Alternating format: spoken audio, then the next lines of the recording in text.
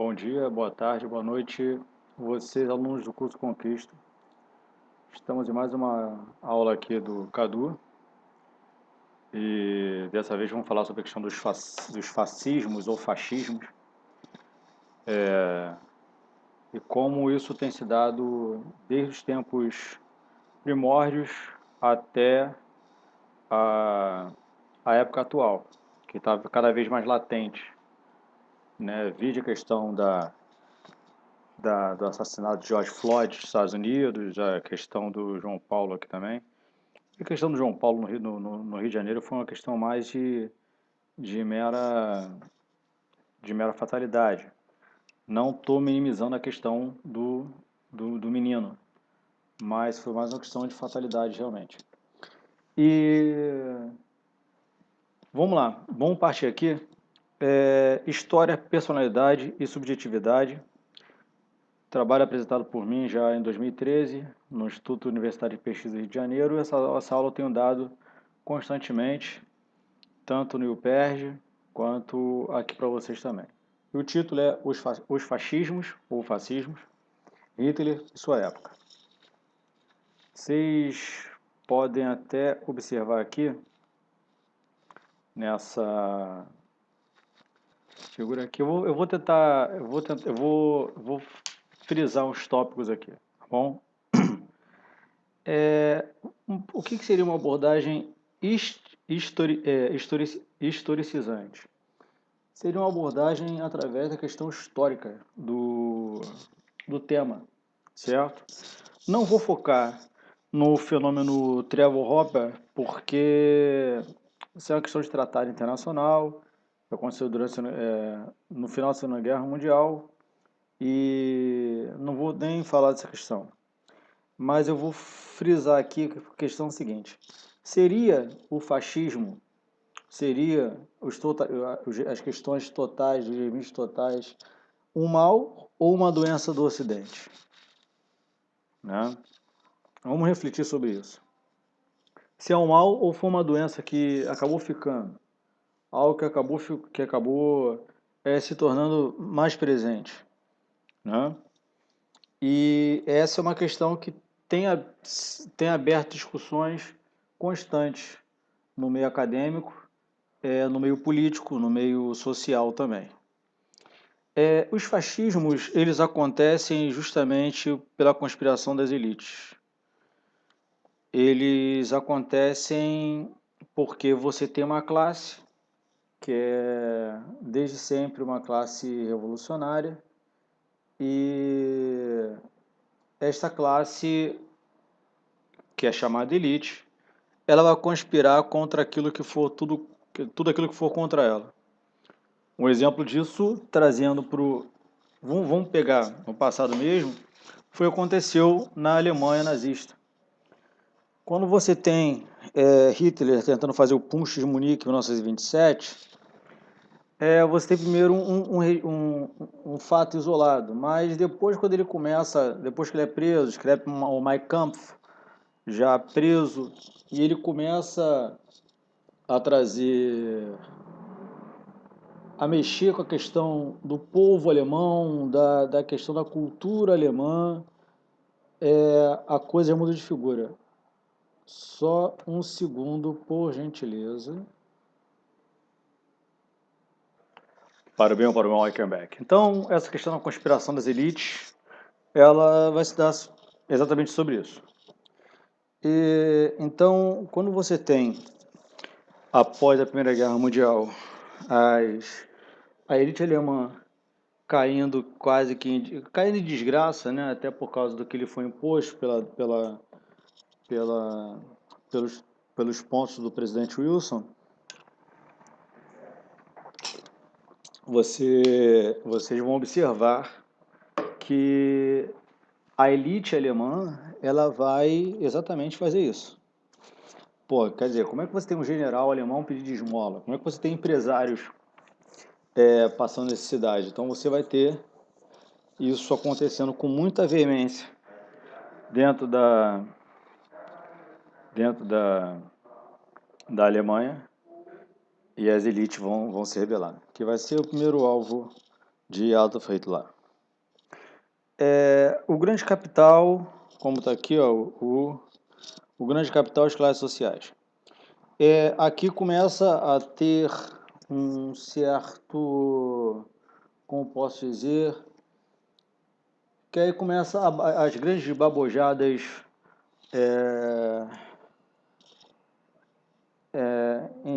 internauticas, digamos assim, né? Que quando se fala de classe social, pensa logo que é Karl Marx. Mas a questão do grande capital de classes sociais é porque você precisa ter um governo, um Estado muito forte, certo? Fazendo parecer que não existe uma luta de classes, mas sim que há uma eliminação dessa luta de classes, o que é uma doutrina marxista. Então você faz o inverso. Logo, aquele que for contra o regime, aquele que for não o idealizador, mas for o componente desse combate das classes, esse deve ser extirpado.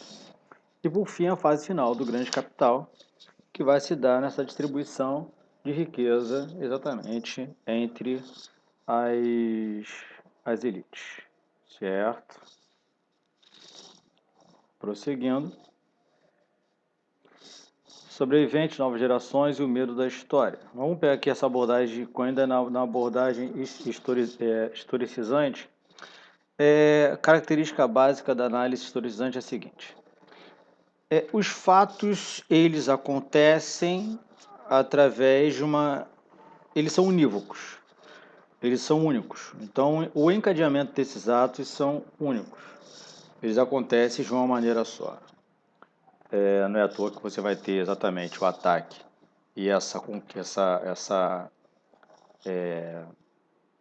esse avanço no governo alemão através dos ataques das Blitzkrieg, né? Aqueles ataques relâmpagos que aparecem bastante em filmes de guerra.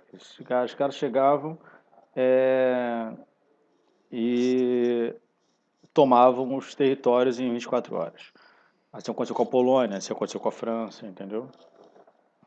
E por aí vai.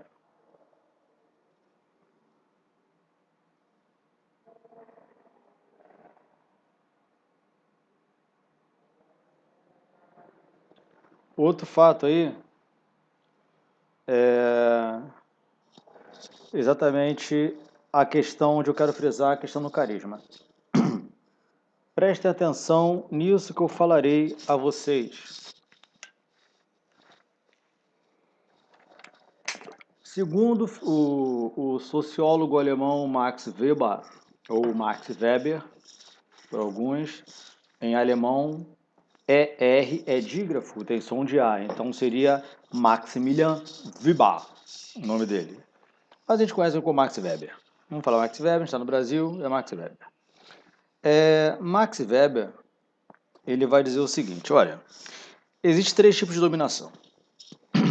Eu tenho, no primeiro momento, uma dominação tradicional. Essa dominação tradicional, ela vai se dar através das tradições, como acontece com o militarismo, como acontece, por exemplo, com a própria igreja. Só mais um segundo, por gentileza. Vamos lá. Então, essa dominação tradicional vai se dar através das tradições de um grupo, né? Vocês podem reparar que até hoje a Santa Sé, que é a Igreja Católica, o Vaticano, eles agem de uma maneira como eles agiam há milhões de anos atrás. E como se dá isso? Você pode ver o seguinte, a questão da doutrina. A doutrinação será dessa maneira, assim como os militares. Então, essa questão da dominação weberiana na razão tradicional vai se dar do passamento dos tempos. Em um segundo momento, ou uma segunda dominação, nós teremos a dominação tradicional. Essa dominação tradicional, ela já vai se dar através de uma evolução social a partir das leis. Vamos chegar nesse ponto, é o nosso próximo tema, quando falarmos sobre a questão de Emile Durkheim. Nós vamos ver que quando você tem uma sociedade doente, você vai ter uma sociedade em estado de anomia. Anomia, no seu radical, seria a ausência de normas. Uma sociedade que estaria entregue. E, nesse caso, ela precisa de regras. A dominação através das leis, ela pode se dar por diversos fatores, né? Ela pode se dar através de uma ditadura, através da própria democracia, né? Por exemplo, nós temos o nosso Código Penal. O Código Penal está lá, né? Dos crimes contra a pessoa, tem lá, homicídio, artigo 121. Matar alguém, 2 pontos, pena de 6 a 20 anos. O que o Código Penal fala para você? Ô, cara pálida, não mata não. Caso você mate, queridão, você vai ficar recluso de 6 a 20 anos. Então, isso que são as regras. Quando você estabelece um contrato, espera-se que você cumpra esse contrato. Caso você não cumpra, você vai procurar o Poder Judiciário. E aí é toda aquela história que você já conhece da harmonização dos poderes em Montesquieu. Mas, na questão de dominação, as leis ajudam bastante para que não haja abuso dos poderes. Agora, o item 3 aqui fala assim, a concessão ao carisma Hitler, o hipnotizador das massas. A terceira dominação em Marx e Weber, segundo seu livro Economia e Sociedade, no capítulo 3 do segundo volume, ele fala o seguinte, existe um terceiro tipo de dominação que é através do carisma, que é através da simpatia ou da boa vontade ou da força de vontade do seu líder. Aqui no Brasil nós podemos citar 2 líderes que utilizaram-se bastante bem dessa questão do carisma, que foi Getúlio Dornelles Vargas e Luiz Inácio da Silva. Foram líderes carismáticos. Eu tenho uma lembrança que no dia 2 de janeiro de 2003, eu fazia estágio na Receita Federal, no aeroporto do Galeão, no terminal de cargas, e eu lembro que quando eu morava na freguesia e tomava um ônibus ali em frente à Fiocruz, eu lembro que tinha uma banca de jornal que um operário parou, um homem parou, que aparentemente era um operário, chegou e falou assim, esse sim tem a minha cara, né? Ou seja, é a identificação. Quando Adolf Hitler ele faz isso, ele vai exatamente em relação a uma questão do fenômeno de massas. Ele consegue dominar as massas. E essa questão do reconhecimento da dominação das massas, ela não necessariamente é algo político, Ela é simplesmente algo que acontece porque ele é Adolf Hitler. Quando Hitler é preso e escreve um Mein Kampf, ele fala toda a trajetória do povo ariano e isso começa a ser veiculado dentro da Alemanha, onde há uma grande, imensa identificação. O que me causa bastante interesse, que me faz chamar bastante atenção, é que Hitler ele não tinha nada do que propunha a questão do povo ariano, né? Aquele homem alto, espadaúdo, louro, de olhos azuis, com um semblante forte, mas ele era baixinho e esmirrado, né? E foi o homem que se prevaleceu dessa situação dele para ele poder justamente fazer essa dominação de massas pelo seu discurso. E aí eu aconselho vocês verem, quem tiver interesse, tem no YouTube, ou pelo menos tinha, não sei se foi tirado o conteúdo, o discurso de Hitler à juventude hitlerista de 1942 ou 41. Essa questão da não história aqui, eu só vou fazer uma breve síntese, porque vocês podem ver que tem aqui a questão do Santo Graal, a questão dos ocultismos e tal. É um filme que fala bastante sobre a questão desse ocultismo do sistema nazista. Na verdade, são dois filmes do Indiana Jones. Indiana Jones e Os Caçadores da Arca Perdida, certo? Que fala exatamente sobre a questão da Arca do Concerto, aquela coisa toda, que a Arca do Concerto que Davi levou para Jerusalém, que os judeus, daí de onde adviria esse poder judeu, e por fim a última cruzada, onde você tem isso mais forte, é, até através caçando pistas, né? Como se fosse um detetive, os dois Dr. Jones, tanto o pai quanto o filho. E então essas teses ocultistas e as sociedades secretas na Alemanha, ela tem causa bastante interesse. Causa bastante interesse no seguinte sentido: primeiro você vai ter exatamente alguns símbolos que vão ser repetidos, né? E repete-se até hoje. Você vai ter a questão da águia, que hoje você tem uma nação. Eu não estou dizendo que os Estados Unidos seja uma nação nazista, não isso, tá? Apesar de nos últimos tempos ter apresentado alguns comportamentos um tanto estranhos, coisa que também tem acontecido no Brasil e na Europa, mas a questão da águia que os alemães utilizavam, mas era muito mais ligada à questão do Império Romano, até os baluartes eram bem parecidos, né? E até o próprio símbolo da suástica, que você vai ter alguma coisa muito parecida lá atrás, na época do Egito Antigo. Mas é apenas uma curiosidade, isso não cai em Enem. Vamos buscar uma nova abordagem aqui, né? Essa questão da fenomenologia, ou essa possibilidade fenomenológica, que se traz os fascismos como fenômenos sociais totais, autoexplicável e o possuidor de sua racionalidade própria. Vocês repararam, vocês têm três típicos alemães aí, arianos. Você vai ter no centro exatamente o ariano puro, que defende o Estado, que é nacionalista, que inclusive é seguidor do partido nazista. Você vai ter o típico a direita desse aí também segurando o macho da bandeira.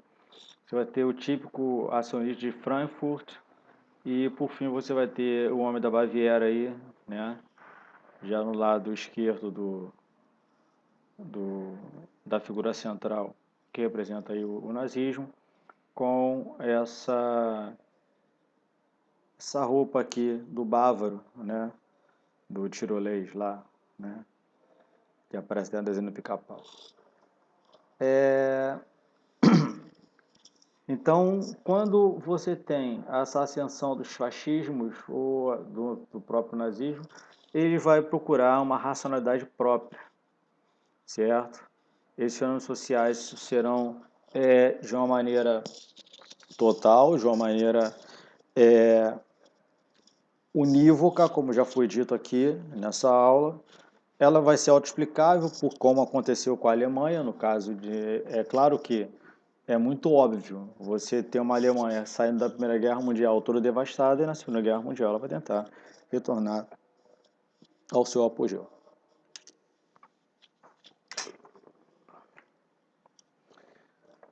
Então vamos agora tentar ver os fascismos como uma meta política, ou seja, além da política, mas sim como movimento. Buscar nos fascismos os termos de sua compreensão, em especial através da comparação entre diversos movimentos, seu discurso e prática. Dentro desses fascismos que nós vamos tentar entender como as coisas têm acontecido nos dias de hoje, certo? E como as coisas da década de 40, né, entre 39 e 45, elas têm se repetido nos dias de hoje.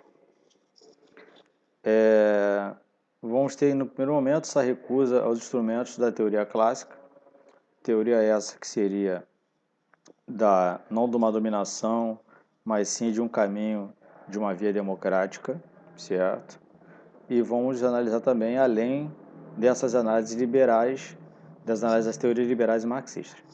Aqui é interessante, porque aqui nesse ponto, você pode chegar e você pode simplesmente debater aí com seus parentes na mesa de jantar, né? Quando você vai ter aquele seu tio maluco, ou sua tia esclerosada, o seu primo analfabeto político falando que o marxismo, o nazismo, ele surgiu do marxismo e ele é de esquerda. Isso é uma grande besteira, grande babojada. Até porque teorias marxistas e liberalismo econômico, elas não se comunicam. Elas vão se embater. Entendeu? Nem debate vai rolar, elas vão se embater full time. Então, essa questão de que surgiu dos movimentos marxistas é um grande equívoco, só porque o que acontece? Quando Hitler ele é eleito pelo partido nazi, o que acontece é o seguinte, cara. Nazi é uma sigla para Partido Nacional Socialista o social trabalhador alemão. Se você for pensar dessa maneira, o Bolsonaro também é socialista, porque o partido no qual ele foi eleito foi o Partido Social Liberal. Então, tudo que é social é de esquerda? Bem, né? É um caso a se pensar. Na verdade, é um caso fazer o outro pensar, porque agora você já sabe da ideia. Então, falar que o nazismo e os fascismos são de esquerda é uma grande babojada. Agora, utilizar os fascismos através da ideia da esquerda ou das ideias marxistas, sim, talvez seja válido. Em Mussolini, isso é muito mais claro do que em Adolf Hitler.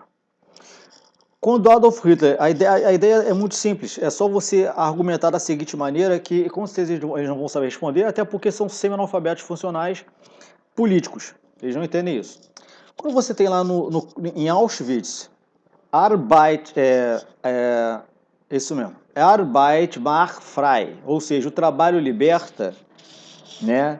E Deus, pátria e família, bem, são temas que a gente tem visto novamente. Não, porque o conservadorismo ele preserva a família, porque o conservadorismo ele vem para que o trabalhador possa ter melhores condições. Balela.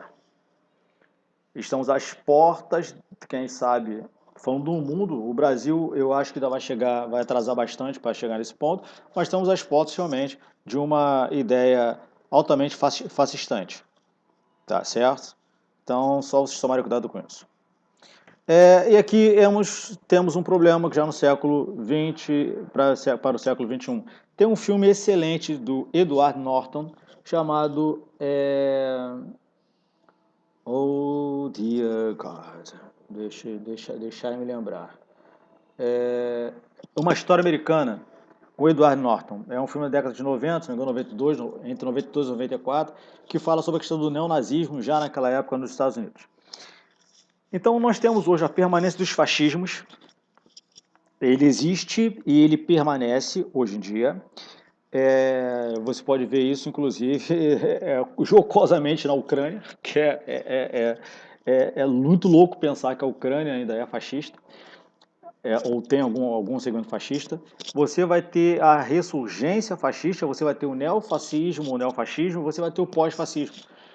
Certo? Você vai ter também os microfascismos, que são aquelas coisas mais disfarçadas, onde você pode configurar perfeitamente aí os racismos muito mais,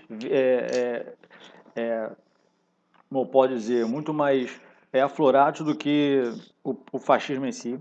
E esses fascismos passados ali, porque hoje o fascismo, com esse advento das redes sociais, E aí eu recomendo vocês a lerem o artigo que eu escrevi para o Jornal do Brasil agora no mês de junho, falando sobre a questão entre a questão das redes sociais e como isso influencia, como você pode ser um idiota através da internet, como você pode ser um bom ativista através da internet. Isso foi publicado no JB, foi publicado no Flick US, que é um site lá de Washington, que tem sua página em português, foi publicado também no BSB Flash. E claro que eu vou vender meu jabá aqui, me acompanhe no Instagram também, @madeiracadu, e acompanhe meu canal no YouTube, que toda semana eu estou postando um vídeo lá, que Qual é o meu canal? Boa pergunta. Depois que a pessoa envelhece, a pessoa ela fica completamente retardada e o alemão toma conta dela. O alemão, nesse caso, é o Alzheimer. O nome do canal, O Escolhido Foi Você. Tem a cara do Kiko lá e falta só fazer o layoutzinho, mas enfim, vamos lá. Então, esses fascismos passados a limpo, eles são repaginados para que eles pareçam pareçam minimamente fascistas, certo? Eu já vou chegar no Inclino do Planalto, onde eu quero chegar. Agora, o que é a possibilidade fenomenológica? Os fascismos, como fenômeno trans ou metapolítico, segundo Ernst Nolte, né, que ele escreve em 63 um livro chamado Os Fascismos em Sua Época. E você vai ter também a abertura para novas discussões a partir desse livro de Ernst Nolte, a abertura para a discussão de novos temas na análise dos fascismos, principalmente de recepção dos fascismos pelo homem comum. Como assim pelo homem comum? É pelo ser o chamado cidadão de bem. Capite, ragazzi? Esses cidadãos de bem é que são os homens comuns, certo? Porque todo fascista é um cidadão de bem. Todo nazista, na época de Adolf Hitler, ele era um cidadão de bem. Os demais não prestavam. Era por isso que os judeus eram tratados como ratos. Vocês podem perceber isso muito bem naquele filme Bastardos Inglórios, né? Que quando o Landa chega na casa do Monsieur Lapatit, ele pergunta para ele: se um rato entrar aqui, você vai ter repulsa por ele, mas se o esquilo entrar, você não vai ter, apesar de serem roedores. E aí vocês analisem isso aí. Esses temas eu não vou analisar tanto porque não cai no Enem. Agora vamos pegar essa possibilidade fenomenológica. A chave para o estudo dos fascismos. Primeiro aí, a gente vai ter um método comparativo, daí o plural de fascismos. Porque esse método, por ser comparativo, você vai ter isso acontecendo na Suécia, você vai ter isso acontecendo na própria Alemanha, você vai ter isso acontecendo nos Estados Unidos, você vai ter isso acontecendo no Brasil, você vai ter isso acontecendo no Chile e alguns outros países periféricos, e também no leste europeu. Então você vai ter depois uma análise do discurso fascista como uma realidade social. Olha, realmente, aqui no Brasil é muito fácil você identificar isso, essa relação do Sudeste com o Nordeste. Porra, não gosto de Paraíba, sou carioca, não gosto de Paraíba e tal, então a gente começa a tratar a questão da xenofobia, certo? Então essa análise do discurso fascista com a realidade social. Como falei, no Brasil acontecem microfascismos, só que hoje está tomando uma proporção, a minha visão é essa, é a minha visão, de que a proporção está sendo um pouco avantajada. Então, essa análise do discurso fascista como realidade social, ela é prestante, porque você tem, por exemplo, na Europa, muito... Quando você vai à França, eu já falei para vocês, tem uma cidade que tem que ser extirpada da Europa, é Paris, justamente por causa dessa desigualdade social absurda que há em Paris. Você vai ter um festival de sotaques em Paris. Em Paris você vai ter todo mundo falando francês, mas você vai ter um francês com sotaque de camaronês, você vai ter um sotaque argelino, você vai ter um sotaque marfinense, uma série de sotaques. Por causa da questão, realmente, vide o que aconteceu com a seleção da França na última Copa do Mundo, que é onde a França foi campeã, onde você quase não tinha francês com cara de francês ali, a maioria de imigrantes. Então, faz ser necessário você fazer essa higienização social, essa limpa, para você tratar esse fascismo como se fosse uma realidade social onde você tem que tirar o que é de fora, essa figura odiosa, para que a figura que é natural, como disse a própria Marine Le Pen, de ultradireita na França, ela possa ficar mais estabelecida. Depois você vai ter a análise dos métodos de luta de fascismo, que é exatamente o que tem acontecido no mundo, né? Black Lives Matter, White Lives Matter e por aí vai. Né? Essa análise dessas lutas, elas são essa análise dos métodos de luta dos fascismos é um ponto bastante interessante, porque quando você começa a analisar essa luta, ela não se dá somente na rua, ela se dá muito hoje em dia nas redes sociais, né? Você vai ter pessoas, por exemplo, sendo a marcha que agora eu esqueci o nome dessa louca aí que fez, foi até presa, foi a marcha exatamente que aconteceu em Berlim, a marcha das tochas, onde o próprio Adolf Hitler mandou queimar todos os livros judeus, inclusive a Bíblia, livro de Marx, né, e por aí vai. A outra análise que a gente vai ter é a análise da organização das instituições fascistas. Nós vamos pegar essas instituições fascistas e vamos observar o que tem de fascismo ali, o que tem exatamente de movimento extremista ali. Por exemplo, eu consigo enxergar isso, por exemplo, dentro da Ku Klux Klan, certo? Onde eu quero expurgar todo o meu mal e fazer exatamente a questão de uma supremacia branca. Vide o filme Infiltrado na Clã. E, por final, a análise da recepção e sedução, sedução e resistência. Porque o discurso ele é sedutor, o discurso ele é apaixonado, o discurso é apaixonante, e eu vou apresentar uma figura de resistência em relação a tudo isso, uma vez que eu preciso, mais uma vez, como eu já disse, extirpar todo o mal. Certo? Aqui eu vou... A questão de liderança, adesão à liderança não faz muito... Não vai cair, isso aí não cai no Enem. Vamos lá. Sim, essa questão da liderança, de adesão e da liderança, que na questão, vamos lá. Estado. Policracia, ou seja, uma forma de governo por todos, em permanente concorrência, onde você vai ter partido, burocracia, empresariado e as forças armadas. Essa policracia, ela vai andar junta. O que é a policracia no sentido fascista? É partido político, como aconteceu com o nazismo, nazi, uma burocracia, um sistema altamente burocrático, fechado, bem hermético, bem, né?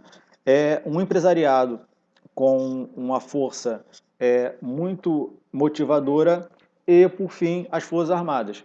Veja agora, perceba como isso tem se configurado no Brasil. A questão do partido político do Brasil é uma piada. Né? É uma piada. Tanto é que o presidente começou no partido, hoje ele aparece em partido, hoje está no Patriotas, eu não sei. A questão é que o partido político no Brasil é um verdadeiro samba do louro doido, que eu não vou dar essa moda de falar de louro doido. Né? Mas você tem um sistema burocrático fortemente produzido, bem fechado. A burocracia ela interrompe bastante se você não tem condições, você não tem verba, você não obtém capital para quebrar essa burocracia, você vai tranquilo. Vide Queiroz, né? Um cara que era foragido e hoje o cara está aí em prisão domiciliar, certo? Você fecha a burocracia, você quebra a burocracia, ainda leva uma corrupção de lambuja. O empresariado sempre querendo ali, tendo plenos poderes, é exatamente isso que o atual signatário da nação tem feito. E por fim, as Forças Armadas, que não dispensa qualquer tipo de comentário que esse ser pode fazer para vocês. Existe uma novidade e tradição, que seria a tese da não ideologia. E é muito simples isso. A gente vê isso constantemente em Facebook, em Twitter, em Instagram, em Telegram, em várias redes sociais, né? Não sei se você tem no Tinder, porque eu não tenho Tinder, mas de repente no Tinder você também tem. De repente você procura uma Mariana, ou então um mestiço puro brasileiro, que não tenha votado no Lula em uma das eleições. De repente tem um caso parecido com isso. Mas essa novidade e tradição, essa tese da não ideologia. Não, não nós estamos plantando nenhuma ideologia. Na verdade, queremos derrubar a ideologia anterior. Porra. Na verdade, a ideologia morreu no Brasil há muitos anos, né? Mas os fascismos têm essa questão da ideologia, da não ideologia. Como aconteceu, por exemplo, naquele massacre da Rússia. Claro que vocês não vão se lembrar porque ninguém aqui lê jornal. Mas, enfim, eu estou aqui para poder comunicar isso a vocês. O pensamento do Volkskrieg, que seria na verdade é Volkskrieg, que seria exatamente essa ascensão do povo. Tá? Você vai ter uma derivação nacional-socialista. É uma derivação, na verdade, eu quero botar aqui até o nome de corruptela nacional-socialista, porque você utiliza, exatamente como eu falei para vocês, doutrinas do socialismo, que vocês já aprenderam isso em Marx, o que é a diferença do socialismo e do comunismo, para você botar uma questão nacional. Não que o socialismo impeça algo nacionalista. Vide o que Joseph Stalin fez na União Soviética. Não que isso vá acontecer. Mas dentro da questão dos fascismos, o que na verdade eu não sei se Stalin chegou a ser um fascista, mas ele foi um grande, um ditador muito voraz, certo? E aí vai essa minha crítica, ele foi um ditador muito voraz, um ditador bem cruel e matou muito mais que Hitler. Eu não sei nem se foi mais cruel que Adolf Hitler. Talvez tenha sido mais cruel que Adolf Hitler do que exatamente o próprio Hitler, até pelo tempo que ele governou mais que Hitler. E você vai ter um caráter autoritário que vai ser uma das características de Theodor Adorno, certo? Para que o fascismo possa ele ganhar força de expressão, esse caráter ele precisa ser um caráter autoritário. A questão da adesão e liderança continua ainda na política exterior. A política exterior ela vai mover, ela vai se mover em direção aos objetivos iniciais do Reich, ou do Terceiro Reich. Essa mobilização permanente contra o inimigo útil ou outro conveniente, né? É a questão do Lebensraum, né? Da Alemanha, que seria um país proletário explorado. Então, como a Europa explorou demais a Alemanha, agora a Alemanha ela volta, vem com essa revanche e alguns países não pensam de maneira diferente. É aí que você está vendo a figura de um russo sobre, na verdade parece Rasputin, sobre alguns cadáveres. Aí o inimigo objetivo, nesse caso aqui você está vendo em campo de consideração com os judeus, e hoje a gente tem vários tipos, nordestinos, negros, principalmente os homossexuais, que são um grande alvo exatamente desse ódio. Na verdade, isso é uma histeria coletiva, né? Vamos lá, isso aqui é o estado SS, que seria esse estado mais fortalecido pela questão da polícia alemã, né? Tem essa tese da balbúrdia, que então tem que acabar com a balbúrdia, então você coloca uma polícia mais forte, né? Uma competição interna intensa, entendeu? Enfim. Vamos lá, discussão, eu vou dar uma segurada aqui. Deixa eu ver mais alguma coisa. Eu quero pegar mais casos aqui. Os herdeiros dos fascismos, né? Você pode ver que tem duas fotos aqui, uma com neofascistas e a outra, se vocês perceberem, tem um cara segurando a bandeira norte-americana. E exatamente com o uniforme que os nazistas utilizavam, né, durante a Segunda Guerra Mundial. Teve um caso na Copa de 2010, onde a Croácia se classificou, e no dia que ela se classificou, o capitão do time, da equipe, e era o grande líder da equipe, ele chegou e deu um grito neonazista, e logo em seguida a bandeira suástica, o bandeirão suástico, foi arriado durante a torcida. A Croácia não pôde ir à Copa do Mundo de 2010, aconteceu na África do Sul, até porque é um país africano, né?